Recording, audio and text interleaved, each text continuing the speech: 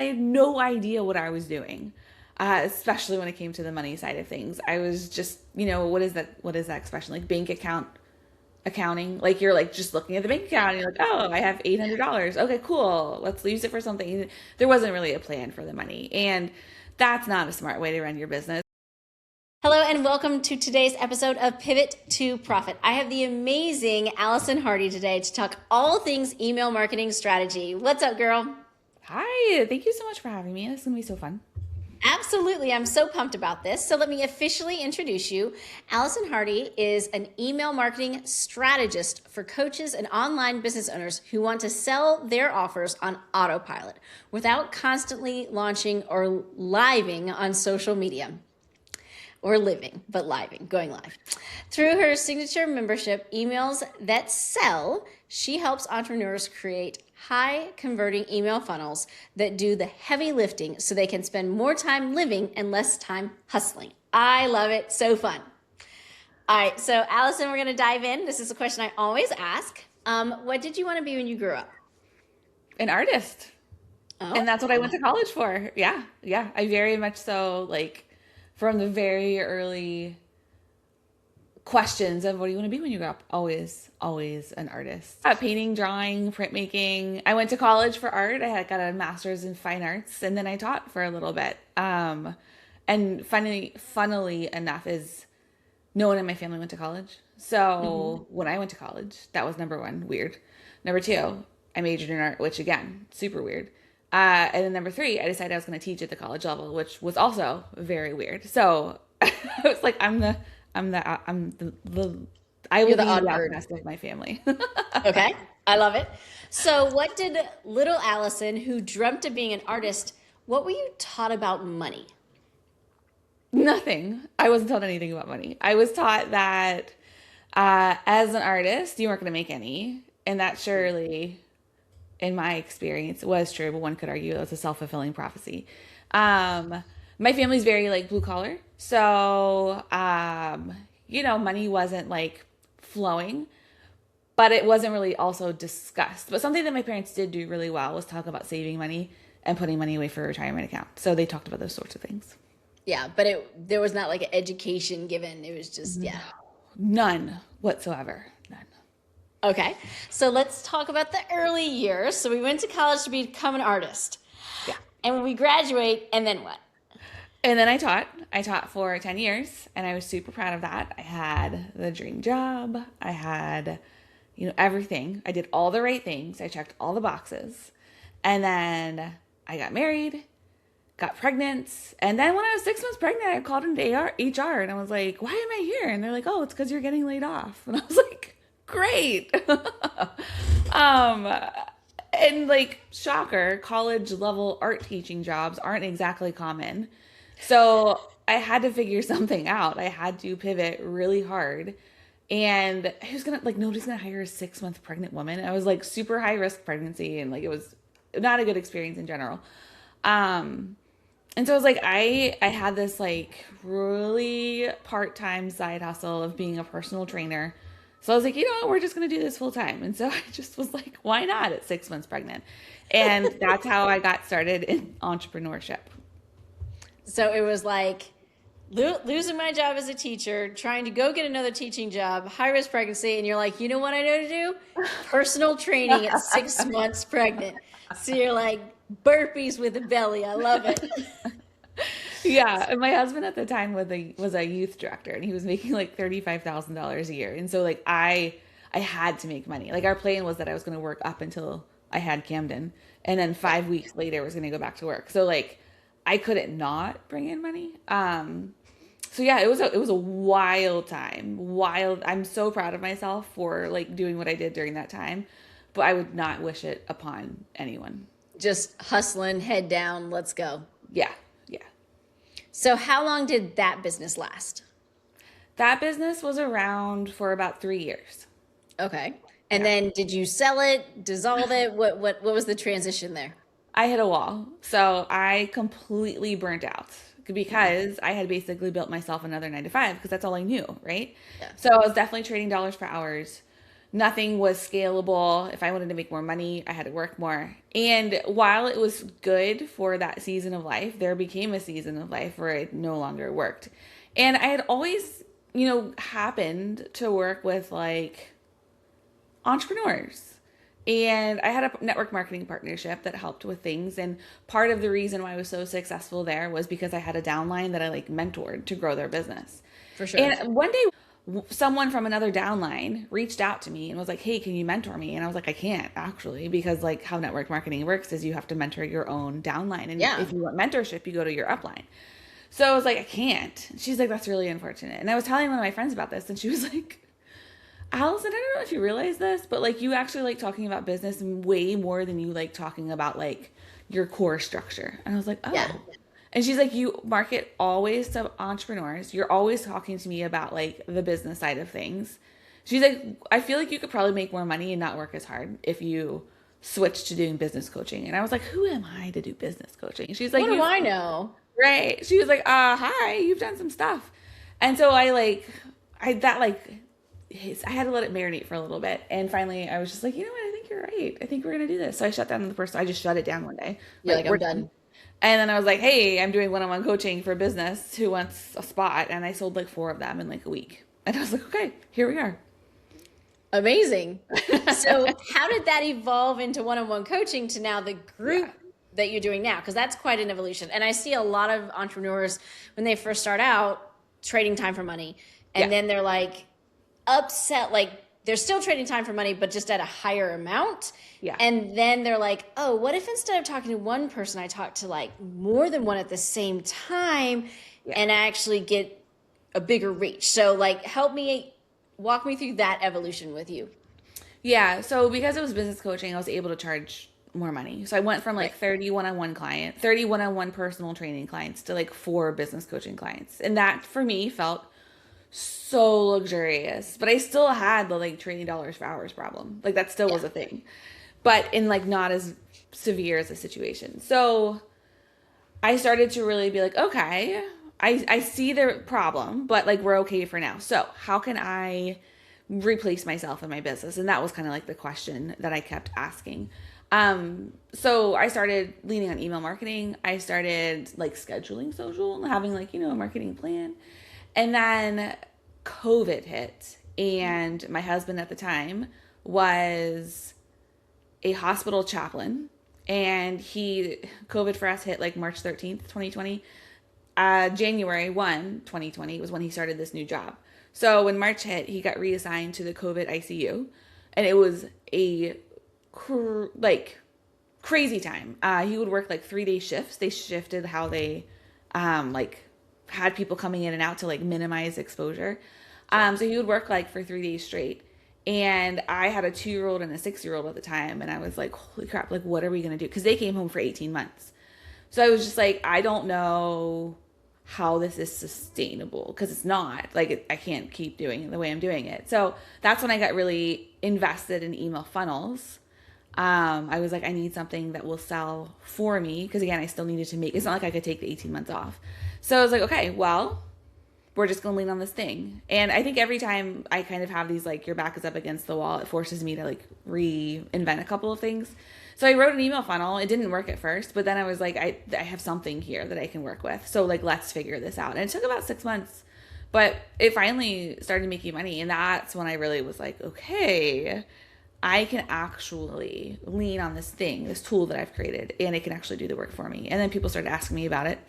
And then, the rest is history. That's kind of what I pivoted really hard into. And so then it's like, let me show you how to make an email funnel that actually brings money, like mailbox money or sleeping money, where it's bringing people into your sphere. So these days, what services are you offering? Yes. So the service I have is called Emails That Sell. It's a membership where I teach my email marketing process to you. And then I do done for you work with VIP weeks where I will write the email funnel for you. So now as a business owner, when did you learn about money? Because there's multiple evolutions of Allison along the way and service offering. At what point when you were like, oh, money matters, and there's this thing called a P&L, and business money isn't personal money, like help me understand when that kicked in and you're like, oh. Yeah. I got a $25,000 tax bill. There I it was is. like, what am I doing wrong? And I was like, this is not good. Well, you need to fix this. And so I hired a bookkeeper, but also with that bookkeeper, I like was able to get a tax strategist to work with me, like through that firm, I guess. And I started having monthly calls with the bookkeeper, started having monthly calls with the strategist to help me understand because I had no idea what I was doing, especially when it came to the money side of things. I was just, what is that? What is that expression? Like bank account accounting. Like you're like just looking at the bank account and you're like, oh, I have $800. Okay, cool. Let's use it for something. There wasn't really a plan for the money, and that's not a smart way to run your business. It's not a smart way to like save for anything or put money down for retirement or save for taxes. So yeah, that was kind of the big aha moment for me. Yeah. And it's so funny how that IRS of like, congratulations, it looks like you had a great year. You owe the IRS 25,000 and you're like, "What are you talking about? I didn't make money. Where's the money?" Like, do they know my bank account has negative $2? Right. It happens so much. So I love the fact that that was like, "Oh, I need to do this." So now as you have this scalable business, what money numbers are important to you? What are you focusing on? Yeah, what my bookkeeper really helped me do was figure out like how much of my money should go towards this and how much of my money should go towards that. So you have like, the pie and half of your money is going towards like operating the business. Okay, cool. The rest of it goes towards other things. So like while yes, your bank account may have $800 in it, you actually only have $400 because Right. it needs to go in the other places. That for me, just maybe it's because I'm a visual person and that like pie thing really helps me. Like life changing though. Like as soon as I was able to understand the proportions and like the percentages, it just made making decisions so much easier. I could be like, yes, I can afford that thing, or no, I can't. And it's like a very black and white thing. Yeah. So tell me about an early financial win where you're like, "Oh, this is going to work." Yeah. My very first group coaching program I launched, I had a $10,000 launch and I was like, oh, that was like, so when you're teaching, you make like $2,500 a class and that's for like the semester. So if I taught 3 classes, I would make like $7,500 for like the fall semester. I had a $10,000 like launch and I was just like, whoa, like for me at the time was just like an astronomical amount of money because that was only like a month's worth of work that I did. That wasn't 3 months and I wasn't like pulling all nighters and it was just like, oh my gosh, like this is actually possible and I can repeat this over and over and over again and I can scale this. And it was just like, okay, now we're off to the races. Yeah. Yeah. It's a very different ballgame when you're like, "Oh, people want my expertise and they'll pay me top dollar for it." Right. And it wasn't even that. It was like $1,000 course, which is amazing. But it was just like, wow, like people want to hear what I have to say. So it was not only like financially really validating, but also like, oh, I actually do know what I'm talking about enough that people will pay me to do the thing. Oh, okay, cool. Like very validating. Yeah. I love it. I love it. Let's talk about your zone of genius. My email inbox is exhausting. Yeah. I don't even look at it. Like I have an assistant, she flags things. I like if it has these 3 colors, I look at it if it doesn't. So like what mistakes are business owners making with emails? And I'm sure there's a ton. So let's just start with like high level. When business owners are sending emails to try to reach their client, where are they screwing up? Yeah. Well, I think first off is using a piece of software that has bad deliverability. So if the emails don't make it to actual inboxes, there's no point to them. So when you're picking a piece of software, don't choose the free version because there's no accountability there. But pick one that maybe seems a little too robust for you so that you can grow into it. Pick one that's like, don't pick the cheapest one because I would argue you're getting a cheap product. And look at like reviews. Have they been around for a while? What do people say about them? Are people recommending them like on blogs and threads and things like that? Like do your research on the software. And then just like a tangible thing is your first line of defense from getting opened or deleted is that subject line. So knowing like a formula for your subject lines can be really helpful. And you can't figure the formula out unless you test. So test lots of different ways of doing things. So like, do your people like pain point? Do they like transformation? Do they like numbers? Do they like emojis? Do they like seemingly obscure ones where they're like, wait, what? Do they like, this is about this topic, like, or how to this topic? Once you figure out what your people generally like, it's a lot easier to write subject lines that will actually get their attention and will get opened. No, that's so true, because there's emails, like if the subject line is confusing, like I'm not going to open it. I'm just going to keep going. So But some audiences love a confusing subject line, which is really funny to me. So and they're like, let me see what this is. Let me open it. yes, it's like a curiosity thing. So I think for like you, I would argue if that's how you think about email marketing, if you're like, that's really obscure, I'm not going to open that, but you need to know like what it is. Probably your people are the same way too. Yeah. No, and that's a good call out is if you understand who you're talking to, you need to have headers that they're going to be attracted to. Because if you're dealing with creatives and, you know, emotionally driven people, they're going to want the emojis and they're going to want the ha-has and the, like the what is she talking about? Let me open that. Like where there's other people who are more analytical and just like get to the point. Like I want, you know, bullet points, emails about blah, and then move on. Yeah, exactly. So do that research, figure out how your people are motivated, and then do more of that. And it is testing it, because one subject line isn't going to be the answer every time. You've got to say, well, what if I reorder the words? What if I add an emoji? What if I, you know, put a feeling in it? What if I just go tactical? Like testing that is what makes sense, because your audience does matter and not every audience wants the same thing. Yeah, and a lot of software, a lot of email service providers will have a way for you to split test subject lines. So they'll say like, what are the two subject lines? We'll send 50% of these people who you're sending this email subject line A, and then the other 50% will get subject line B. And then some cool things that some of them do is like after 30 minutes or so, they'll be like, okay, this one won. And they'll actually take, like, if subject line A won, they'll take subject line B out of the emails and put in subject line A, which is kind of amazing. So don't be afraid to test and to see what you can figure out. Because there's a pattern. There's a pattern to your emails. It's just figuring out what that pattern is. And it's all data driven, because it's open rates, it's click-through rates. All the information is in your email software. You just need to test it and look at it and say, they like this, they don't like this. Use this cadence, and open rate goes through the roof. Yeah. Because when you know the data and you look at the data, like you just said, and you understand it, it's really easy to make the changes, because it's not emotionally driven. It's not like, well, I think it's, I know this worked. I know this didn't work. So use the data to inform how you move through your email marketing.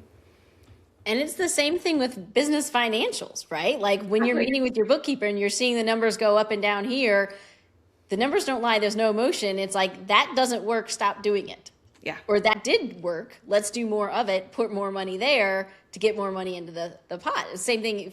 If I do the subject line with this cadence, people open it, I will keep doing that. Yeah. And it's all data driven. All data driven. Just look at the numbers. Look at the numbers. Yep. I love it. So how do you get past gatekeepers? Where your target is not actually like the one scanning all the emails. How do you work through that? Yeah, so like the assistants, like your assistant. Yeah.